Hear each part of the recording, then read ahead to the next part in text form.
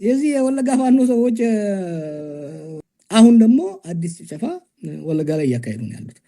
ይሄ የፋኖ አካል ነው ካቱ ለሚያደርገው በደል ኃላፊነት መውሰድ መዘጋጀት አለባቸው ወይ ማስቆም አለባቸው። ይሄ ሲቪል የሚገለው በነገራችን ላይ ከመከላከያ ጋር አይዋጋም። የፋኖ ከመከላከያ ጋር አይጋጭም፣ ለፊት አይጋጭም ነው ከሎካል ሚሊሻ ጋር ይጋጫል። ሌላ ጊዜ ሰፈር ሄዶ ብቻ መመንጠር ነው፣ ሌላ የለም። ከመከላከያ ጋር ተዋግቶ አይቆም። ምን የሚገሉት ሲቪል ሰውን ነው የሚመነጥሩት። አሁን የወለጋውን ብቻ ነው ለምነግርህ።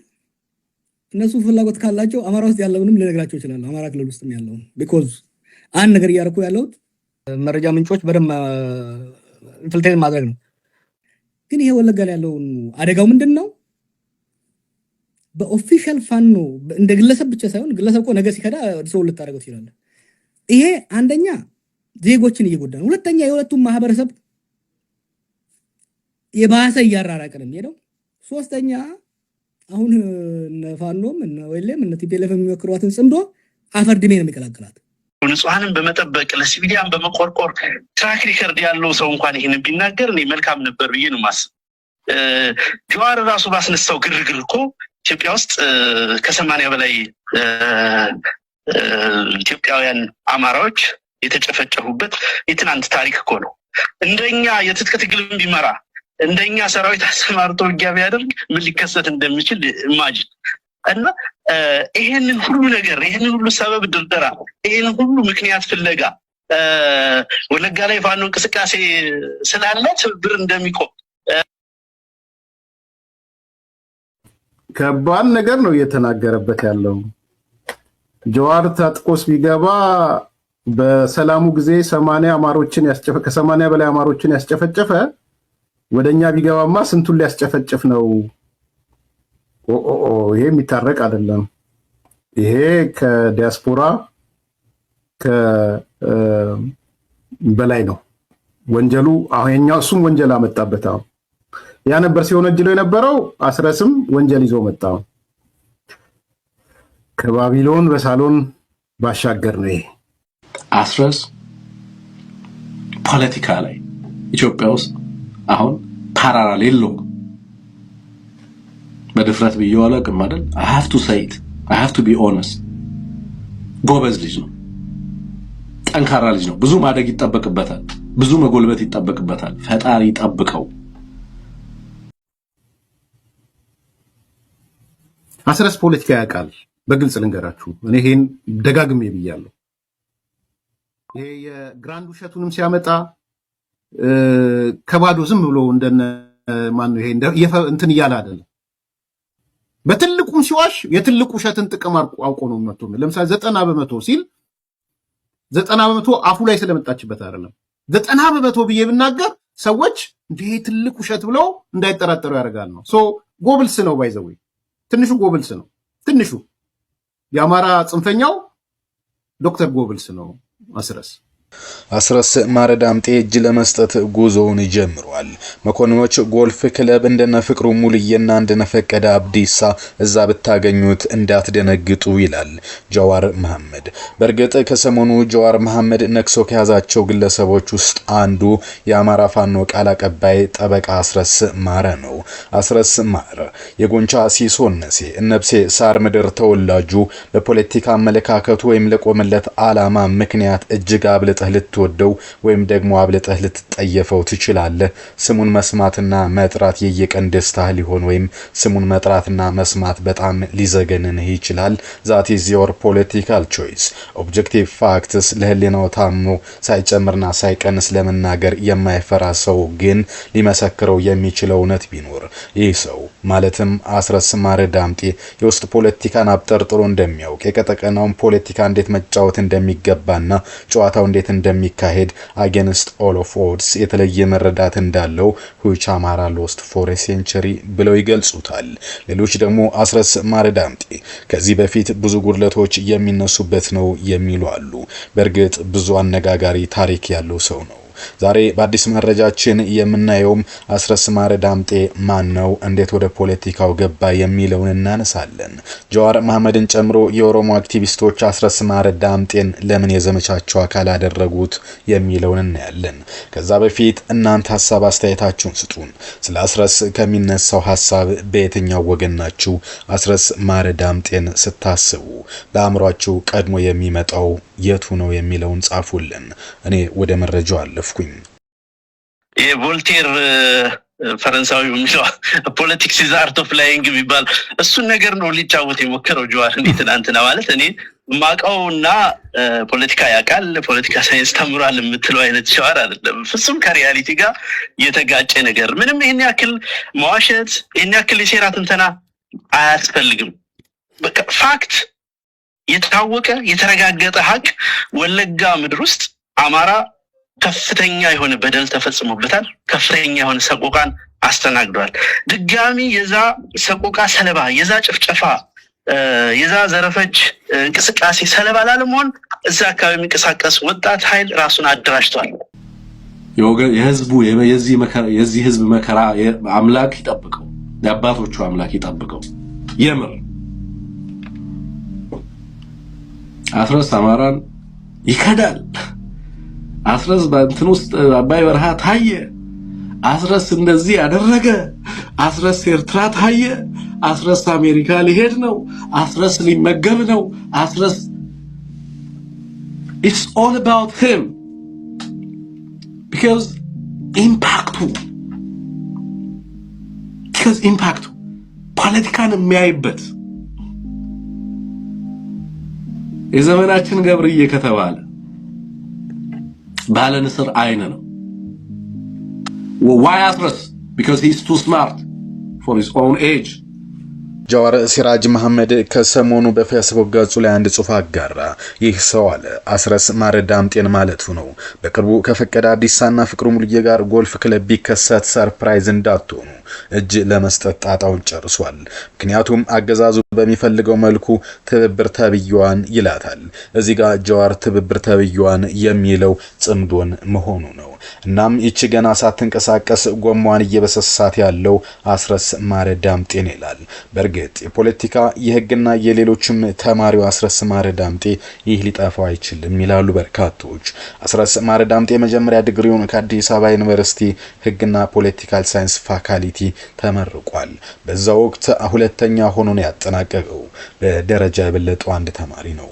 የሁለተኛ ዲግሪውን እንደለመደው ከባህር ዳር ዩኒቨርሲቲ ፎር በመዝጋት በ4 ነጥብ አጠናቋል። የዶክተሬት ዲግሪውን ሊጨርስ ጥቂት ወራት ሲቀሩት ወደ ትግል ገብቷል። እናም በፖለቲካ አመለካከትና በሌሎች አስረስ ማረ ዳምጤ በዓለም ጂኦፖለቲክስ ውስጥ ምን እየተካሄደ እንደሆነ በቆሎ በሚያክሉ አይነቶች አፍጥጦ የሚያይ ይመስላል። ቃለ ምልልሶቹን ማዳመጥ ብቻ በቂ ነው። አማራ ከአክሊሉ ሀብተወልድ በኋላ ፖለቲካል ኢንተለጀንስን ከተናጋሪነት ጋር ሊደርሺፕ ካሪዝማን ከማስተባበር ጋር እንዲሁም ተናግሮ መደመጥን ከኢሞሽናል ኢንተለጀንስ ጋር አጣምሮ ተጽዕኖ መፍጠር የሚችል ሲያገኘውና መውለድ የቻለው አስረስ ማረ ዳምጤን ይመስለኛል ይላል አንድ ጻፊ። ግን የሚያሳዝነው ኢትዮጵያ እድለኛ አይደለችም። አስረስ ማረ ዳምጤ ጫካ ነው። እሱ ከፌደራል መንግስቱ ጋር ጦርነት ላይ ነው። ይህች ሀገር ኢትዮጵያ እድለኛ ብትሆን ነው ከደቡብ ከሰሜን ከምስራቅም ከምዕራብም ያሉ እንደ አስረስ ማረ ዳምጤ የመሰሉ ጭንቅላቶች ከብዙ ብሔር ቋንቋና ሃይማኖቶች የተሰባሰቡ አስተማምሮችቶችና ሐሳቦች በዚህ ሰዓት የኢትዮጵያን ጥቅምና ፍላጎት ለማስከበር ከጎረቤት ሀገራት ጋር እንዲሁም በዓለም የፖለቲካ ሜዳ ውስጥ ኢትዮጵያን ወክለው የፖለቲካል ጌም የሚጫወቱበት ጊዜ ይሆን ነበር። ይሁንና ግን አልታደሉም። ይህ በመሆኑ ውስጣችን በሐዘን የተመታ ቢሆንም እየሆነ ያለው ደግሞ ከዳር ሆነን እንደ ፖለቲካ ተከታታይ መናገር እንችላለን። እናም የአማራ ጀግኖች የሚወለዱት በጦርነት ውስጥ ነው። ከነዛ ውስጥ አንዱ አስረስ ማረ ዳምጤ ነው ብሎ ይገልጸዋል። የፋኖ ትግል ፍትህ የተነፈገውን ሰብአዊነት ክብሩ የተዋረደውን የጭካኔ የግድያ የዘረፋ ሰለባ የሆነውን ተከታታይነት ያለው ጭፍጨፋ የተፈጸመበትን በእነኚህና በፖለቲካዊ መገለል በፖለቲካዊ ውክልና ማጣት ምክንያት የህልውና ጥያቄ ውስጥ የገባውን ህዝብ ለመታደግ የሚደረግ ትግል ነው። በርካቶች ፋኖ የዶክተሮች፣ የኢንጂነሮች፣ የኢኮኖሚስቶች፣ የጠበቆች፣ የመምህራን ወዘተ ባለሙያዎች ስብስብ ነው ብለው ይገልጹታል። አብዛኛው ፋኖ ውስጥ ያለው ታጋይ ሀገሪቱ ልትጠቀምበት የሚገባትና እምቅ የተማረ የሰው ኃይል ያለው ነው። ግን በዚህ ምክንያት በርካቶች ወደ ትግል ገብተዋል። አርበኛ ጠበቃ አስረስ ማረ ከነዚህ ቆራጥ ጀግኖች ውስጥ አንዱ ነው። የሚናገረውን ጠንቅቆ የሚያውቅ፣ ፖለቲካን በልኩ የሚረዳ፣ ስርዓቱን አጥብቆ የሚታገልና ከዚህ በፊትም በተለያየ ጊዜ ከ2019 ጀምሮ ሲታሰሩ ለነበሩ በርካታ የአማራ ጋዜጠኞችና ፖለቲከኞች ጠበቃ የነበረ፣ በዚህም በጽናት የታገለ መጨረሻ ላይም ወደ እስር የሄደ ሰው ነው። አስረስ ማረ ዳምጤ በማህበራዊ ሚዲያ በቀደመው ጊዜ ንቁ ተሳትፎ ካላቸው መካከል አንዱ ነበር። እርሱ ጁላይ 14 2019 እስር ላይ ወድቋል። ሰበቡ ደግሞ ከተማ ለሚበጠብጡ ጥረት አድርገዋል የሚል ነው። በአንድ ወቅት ሰልፍና ስብሰባ ጠይቀው በወቅቱ ከአዴፓ ካድሬዎች ጋር ብዙ አለመግባባቶች ተከስተው አልፈዋል። እናም ጊዜ እየጠበቁ ሰበብ እየፈለጉ ማሰር ነበርና በዛ ወቅት እርሱም ለእስር ተዳርጓል። ኢትዮጵያን ፖለቲካ እያንዳንዱን መቃናን መቅኔውን አሁናዊና ወደፊትን አሰላለፍ ጠንቅቀ ከተረዳ በኋላ አእምሮህም ልብህም ሆነ ስጋህ የመብሰል ጣሪያ ሲነካ አስረስ ማረ ዳምጤን ታገኛለህ ይላሉ አድናቂዎቹ። በነገራችን ላይ የአማራ ፖለቲካ ያለበትን የመብሰል ደረጃ ያሰላለፍ ዝቅታና ከፍታ፣ መዛነፍና መታጠፍ፣ ሸውከኝነትና ኮርነር ማስያዝ፣ አወጫብሮ መጥፋትን ሁሉ ጠንቅቀው ከሚያውቁ እጅግ ጥቂቶችም አንዱ ነው። አስረስ ማረ ዳምጤ ከፍተኛ ገንዘብ የሚያስገኝ ስራውን ለቆ ትግልን መረጠ። ሰላማዊ ትግሎች አልሆን ሲሉ ወደ ጫካ ገብቷል። ምክንያቱም ልጁና ቤተሰቡን አሜሪካ ሰዶ እሱ ትግል ላይ ያለ በርካታ ገንዘቦችን እያሸሸ ነው የሚል የዘመቻ ሰለባም ነው። እጅግ በርካታ የተቀነባበሩ መረጃዎች ከሚሰራጩባቸው ሰዎች ውስጥ እንደ አስረስ ማረ ያለ ማንም የለም። ይህን አንዳንዶቹና ደጋፊዎቹ ሲገልጹት አስረስ ማረ የፋኖ አይን እንዲሁም ደግሞ ጭንቅላት ነው፣ አንደበት ነው። እርሱ ከሌለ ልክ ቃል አቀባዩ እንዲሁም ደግሞ ብዙ ነገር ይጎድላል ይላሉ። እናም ይህንን የተረዱት እነ ጀዋር መሐመድ አስረስ ማረ ዳምጤ ላይ ዘመቻቸውን ከፍተዋል። ይህ የሆነው አስረስ ከተመታ ሌላ የሚኖር ፋኖ አይኖርም ወይም ደግሞ ፋኖን ከግማሽ በላይ ማዳከም ይቻላል ብለው ያምናሉ። እናንተ እንደምታውቁት በርካቶችን በማህበራዊ ሚዲያ ላይ እንደሚገልጹት ጀዋር መሐመድ የፋኖ እንቅስቃሴና የሰሜኖች ጥምረት እያደገ መምጣቱን በስጋትነት ይመለከተዋል። እሱም ያምነው በእነሱ ቁጥጥር ስር ያለ ከነሱ ሰው የሆነ ስልጣን ከነሱም እንዳይወጣ የተገኘው ድልም እንዳይነጠቅ ሆኖ ለውጦችና መሻሻሎች እንዲመጡ ነው። በፍጹም ግን በስተት ስልጣን ከነሱ ጎሳ አምልጦ ሌሎች እጅ እንዲገባ አይፈልግም። ከዛ በዘለለ በአማራ ክልል ተወስኗል ሊባል የነበረው ፋኖ ወለጋ መከሰቱ ለበርካቶች ግርምትም ራስ ምታትም ሆኗል። ይህ ራስ ምታት ከፈጠረባቸው ሰዎች ውስጥ አንዱ ጀዋር መሐመድ ነው። ጀዋር በወለጋ የሚንቀሳቀሰው ወይም የቢዛሙ አንሻ ሰይድ ብርጌድ የተመሰረተው በመንግስት ነው ብሎ ያምናል። አስረስ ማረ ዳምጤ እጅ ሊሰጥ ነው እያለ ያለውም በዚህ ምክንያት ነው። ምክንያቱም ደግሞ አስረስ ማረ ዳምጤ እኛ ለህዝባችን የትም እንደራጃለን፣ የትም እንዋጋለን፣ በክልሉ ብቻ ታጥረን አንቀርም ይላል። ጀዋር መሐመድ ደግሞ በወለጋ ቢዛሙ ፋኖ ንጹሃን ላይ ጭፍጨፋ ይፈጽማል ይላል። ይህ ከሆነ ደግሞ አስረስ ማረ ዳምጤ ኃላፊነት መውሰድ አለባቸው እያሉ ነው። ታዛቢዎች ግን አስረስ ማረ ዳምጤ ስህተት የሚሰራ ሰው አይደለም። ምን መናገር ምን ማሳካት እንዳለበት አስቦ የሚናገር ሰው ነው። እርሱ ያለው እያንዳንዱ ነገር መሬት ጠባይልም። አስረስ የዋዛ ፖለቲከኛ አይደለም ይላሉ። እርግጥ መንግስት ያደራጀው ፋኖ ሊኖር ይችላል እና አንሻ ሰይድ ግን እኛ ያደራጀ ነው እዛ በነበሩ የአማራ ታጣቂዎችና ወጣቶች በተገፉትም የተደራጀ ነው ይላሉ። ግን ጀዋር መሐመድ አስረስ ላይ ዘመቻ እያደረገ ያለው የአስረስን ተጽዕኖ ብቃትና ችሎታ በሚገባ ስለሚረዱት ነው ይላሉ። ስለዚህ በርካቶች ሸረሪት ድር ከምትጠርግ ሸረሪቷን መያዝና ወይም መግደል የሚለው ነው። ምክንያቱም አስረስ የፋኖ ጭንቅላት ነው ተብሎ በበርካቶች ዘንድ ታምኖበታል። ይህን ደግሞ በሚሰጣቸው ንግግሮችና ሀሳብን አሳጥሮ አሳምሮ በመንገድ ችሎታው በርካቶች የመሰከሩለት ነው። እናም አሁን አንድ ነገር መጥቷል። አስረስም የዋዛ አይደለምና ብቅ ብሎ ለጀዋር አስደናቂ ምላሽ ሰጥቶታል። ቱ ስማርት ፎር ሂዝ ኤጅ በጣም በጣም በጣም በጣም በጣም የሰላ ፖለቲከኛ ስለሆነ አማራ ይኸውልህ የሚጠቅምህን ያዝ። የአማራ ህዝብ የሚጠቅመውን ያዝ። ይሄ ልጅ ይሄ ትውልድ ኦኬ ኮንትሮባንድ ትውልድ አይደለም። በፈተና በመከራ የተፈተነ ትውልድ ነው ይሄ። አስረስ ማረ ዳምጤ ለሚነሱበት ሐሳቦች ሁሌም አንድ ነገር ይናገራል። እኛ በተግባር እንሰራለን፣ በተግባር መሬት ወርደን አደራጅተናል፣ ለህዝባችን እንታገላለን፣ እያደረግንም የምንቀጥለው ይሄንኑ ነው ይላል። እኛ የት መደራጀትና ምን መታገል እንዳለብን ማንም ሊነግረን አይችልም ይላሉ። ምክንያቱም አዲሱ ትውልድ አሁን ላይ ፍርሃትን ይሉኝታንና በዚህ ሄድና በዛ ሄድን የሚቀበል አይደለም። እኛ አዲስ ትውልድ መተናል።